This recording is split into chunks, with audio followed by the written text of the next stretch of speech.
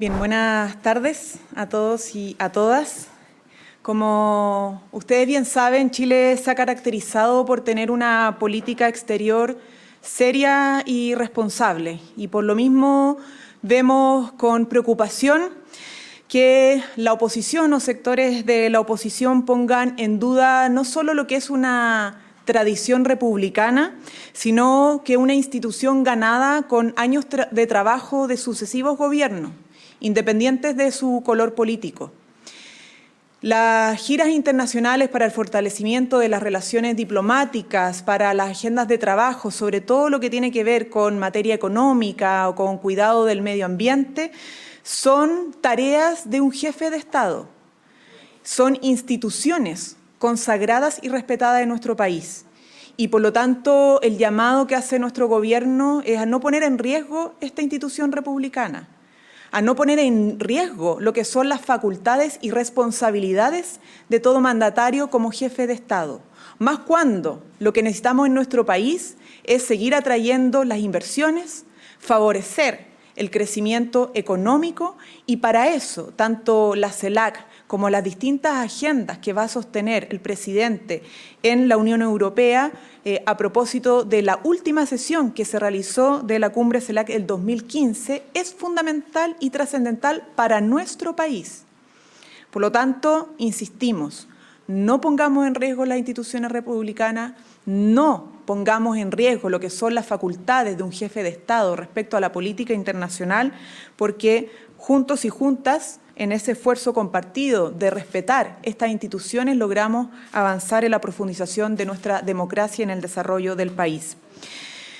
Ustedes lo saben, esta gira implica realizar la tercera cumbre de la CELAC. El presidente tiene contemplado además reunirse con distintos líderes. Esta cumbre congrega más de 60 líderes de América Latina, el Caribe y Europa.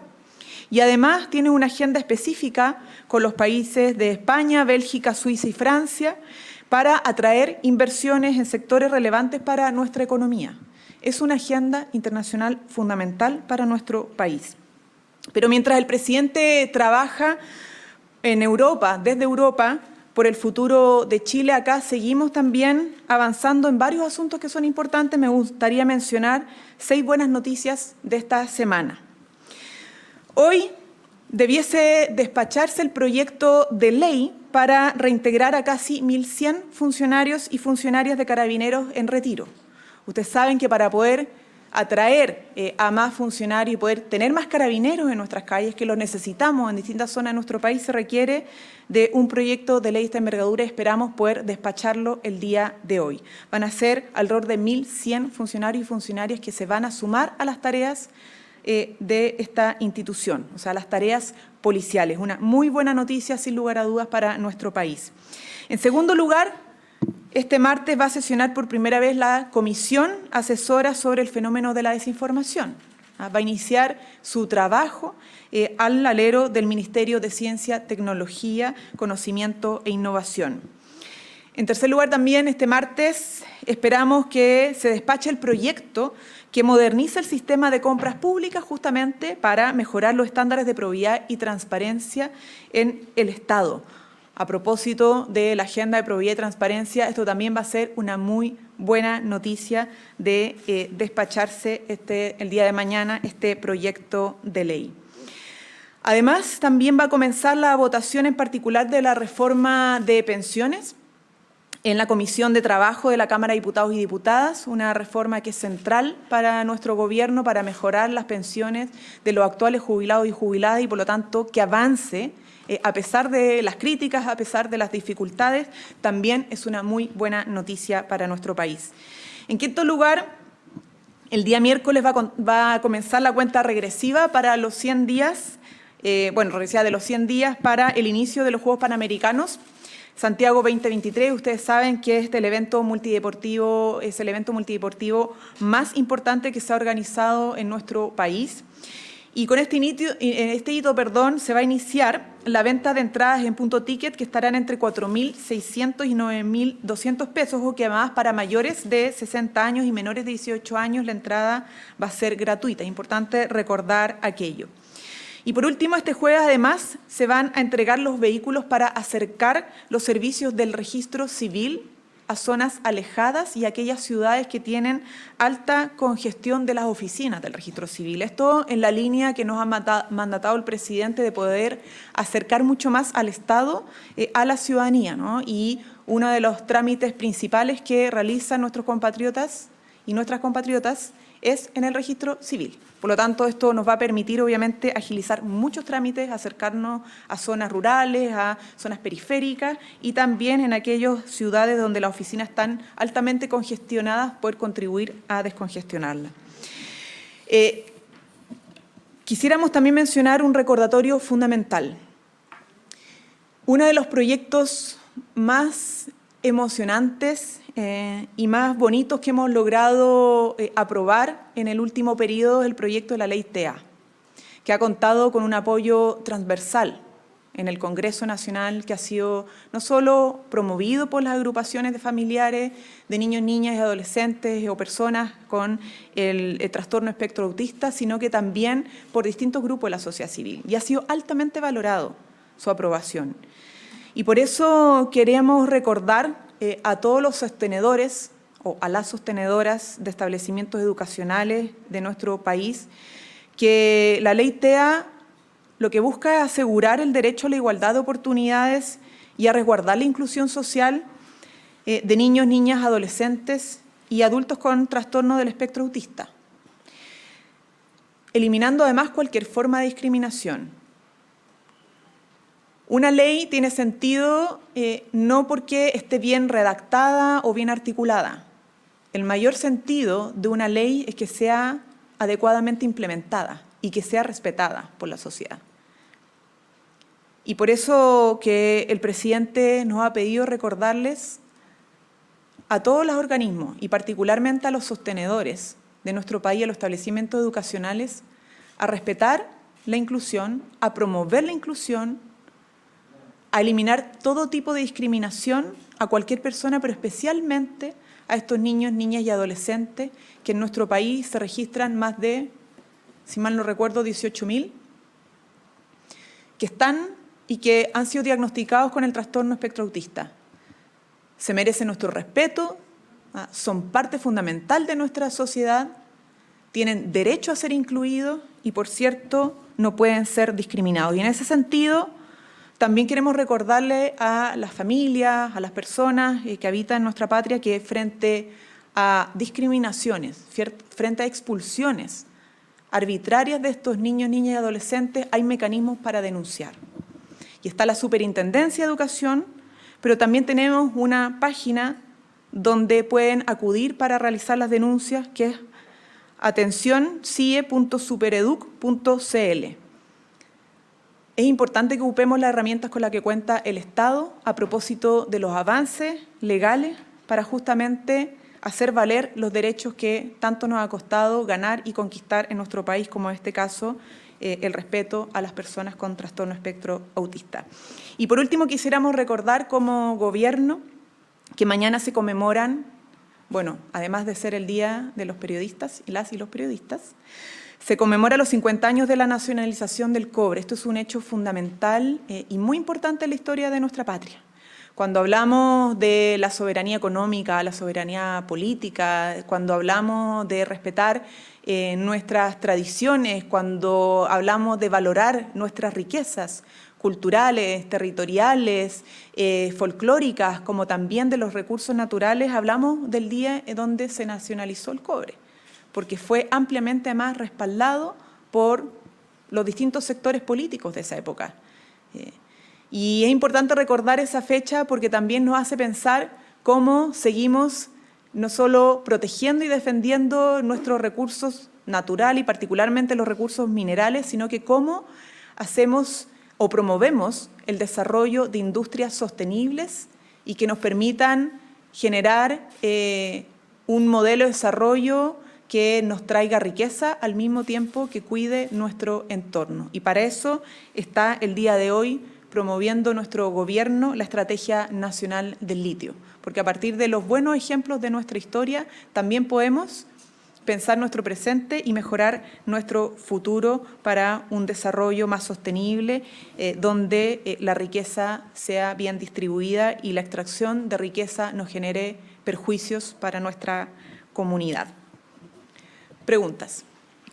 Hola, ministra, ¿cómo está? Buenas tardes. Buenas tardes. Queríamos preguntarle qué le parece las críticas sobre que el gobierno ha tenido una gestión más bien errática en el manejo de la crisis por el tema de los convenios. Por ejemplo, se apunta que al gobierno le ha costado asumir ciertas responsabilidades políticas. Hay algunos sectores de todo el arco político, digamos, que han planteado que la salida de la subsecretaria, la salida de los seremis no han sido suficientes para atender los costos políticos de esta crisis. Y también queríamos preguntarle, ministra, si ve usted en la permanencia del senador Latorre como presidente de su partido un factor que esté atentando a la unidad dentro del oficialismo. ¿Qué llamados le hace el gobierno a quienes hablan de interlocutores no válidos dentro de la alianza? Bueno, sobre lo primero, esa crítica responde a los que están buscando hacer cacería de brujas respecto a esta crisis. El caso de los convenios ha tenido una capacidad de respuesta por parte del Ejecutivo que se ha traducido en varias medidas. En primer lugar, se han hecho valer responsabilidades políticas.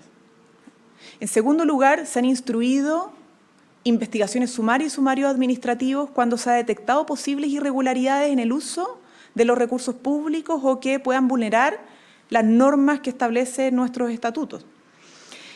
En tercer lugar, se ha estado colaborando proactivamente con la justicia. En cuarto lugar, diríamos además que se ha puesto en conocimiento al Consejo de Defensa del Estado sobre estos casos y se le ha solicitado también evaluar querellas para justamente defender al Estado frente a estas situaciones. En quinto lugar, además, hemos conformado una comisión de expertos y expertas para ver cómo mejoramos la relación del Estado con las instituciones privadas sin fines de lucro.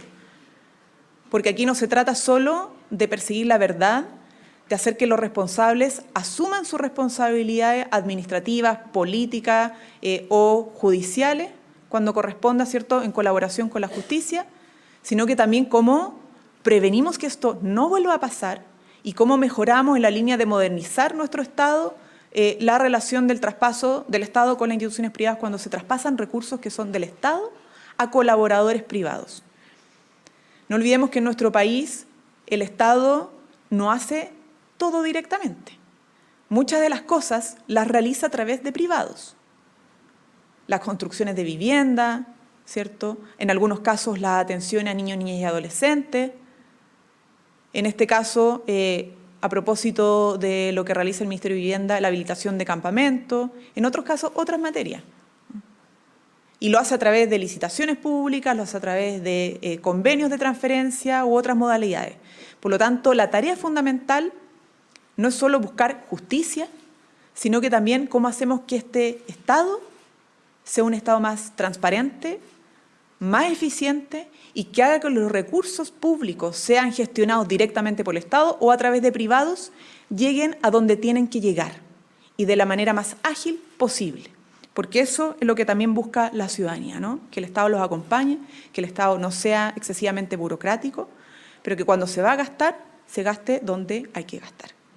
Y cuando hay que invertir, se invierta donde hay que invertir. Y respecto al tema del senador Latorre, la verdad es que lo hemos dicho en otras oportunidades, las discusiones y las relaciones entre los partidos de la alianza de gobierno, los partidos oficialistas, nosotros esperamos que se den en los espacios correspondientes. El gobierno tiene la tarea de gobernar y la alianza de gobierno, si tiene diferencias o dificultades, las debe procesar en los espacios que corresponden y idealmente, obviamente, no por mensaje a través de la prensa.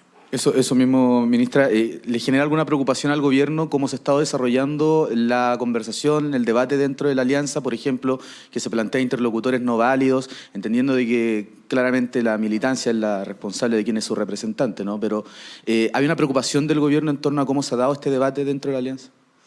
La preocupación del gobierno es seguir gobernando frente al caso convenio, seguir tomando las medidas correspondientes.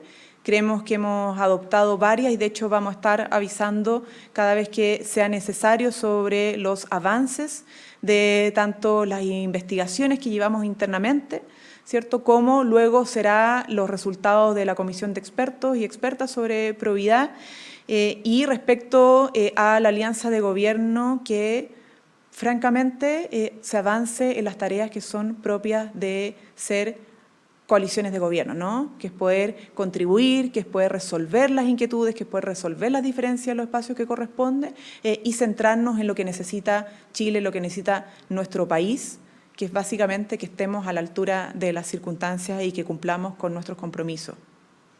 Ministra, quería preguntarle qué tanto preocupa la moneda la acusación constitucional contra el ministro Ávila, considerando que desde la oposición apuntan a que estarían los votos para que pudiera avanzar hacia el Senado. ¿Y creen que está incidiendo en esta acusación el caso Convenios, el hecho de que el ministro sea militante de Revolución Democrática y la idea de hacer una especie de gallito desde la oposición al gobierno?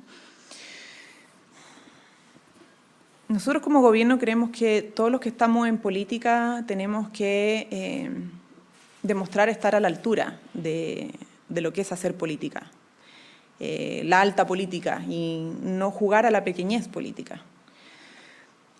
Porque fíjense el absurdo de lo que nos lleva de repente el debate a propósito del caso Convenio. Se trata de perseguir políticamente a cualquier militante de un partido que ha tenido un caso asociado a actos que pueden vulnerar la probidad o incluso pueden constituir delito. Se ha acusado incluso en algunos casos casi de asociación ilícita. Si fuera por eso, hemos tenido varios casos de corrupción en nuestro país. Caso Penta, caso SQM, casos relacionados con municipios, ¿cierto? Varios, el último tiempo. Si fuera por esa lógica o esa racionalidad, estaríamos diciendo que cualquier militante de casi todos los partidos que existen en Chile, incluyendo los de la oposición, deberían estar siendo expulsados, sancionados, solo por el hecho de ser militante de un partido involucrado con esos casos de corrupción. Eso, la verdad es que es muy poco serio, es irresponsable, es de una miopía que es insostenible, es ilógico y es absurdo. Para nuestro gobierno lo fundamental es que en estas discusiones mantengamos un estándar ético que todos hagamos valer,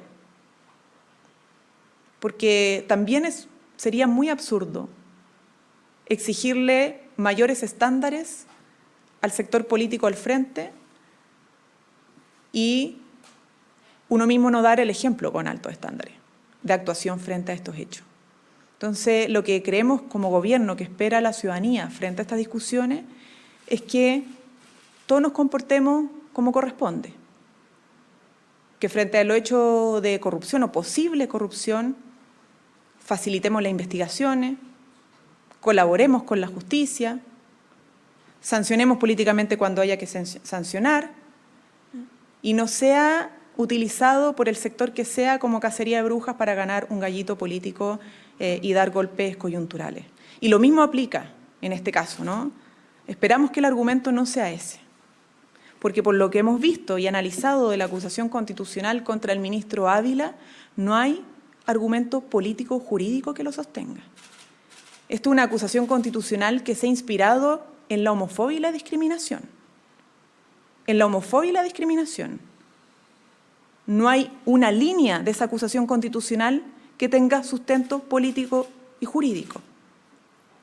Entonces, para aquello, nuestro gobierno no va a estar disponible y esperamos, obviamente, que en el análisis del mérito de esta acusación constitucional no existan las mayorías para avalar un acto tan elevado de discriminación y homofobia contra un ministro de Estado a quien se le ha acusado, además, de hechos que no corresponden ni al periodo de su administración e incluso a hechos que corresponden a la administración de un municipio, ni siquiera desde el Ministerio de Educación de un gobierno anterior. Entonces, la irresponsabilidad es muy grande. Los parlamentarios tienen derecho a presentar acusaciones constitucionales, nosotros conocemos bien eso. Sin embargo, esta acusación constitucional en particular carece de rigurosidad, de profesionalismo, de argumento, sustento político, jurídico y más bien se basa en un acto de homofobia.